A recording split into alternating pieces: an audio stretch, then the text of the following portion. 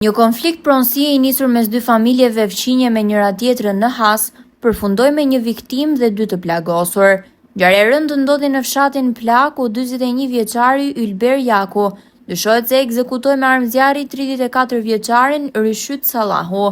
Viktima u gjete pa jetë nga ana e uniformave blu, ndërsa autori u prangos menjëherë. Në vendin e ngjarjes u gjet nga ana e hetuesve edhe arma që dyshohet se u përdor nga ekzekutori. Sallahu ishte duke lëvizur me makinë kur autori e qelloi me armë. Si pasojë të shtënave, mjeti doli nga rruga dhe përfundoi në kanal.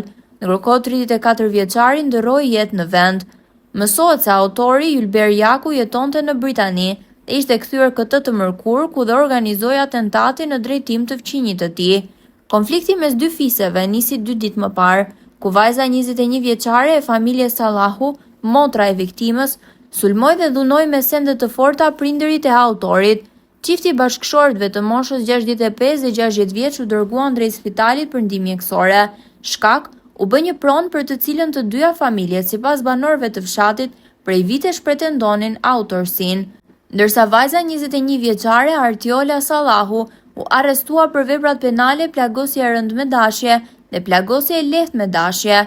Por ky sherr përfundoi me viktima, ndërsa policia duket se dështoi pasi nuk mundi ta parandalonte ngjarjen, edhe pse e paralajmëruar për një hakmarrje të mundshme.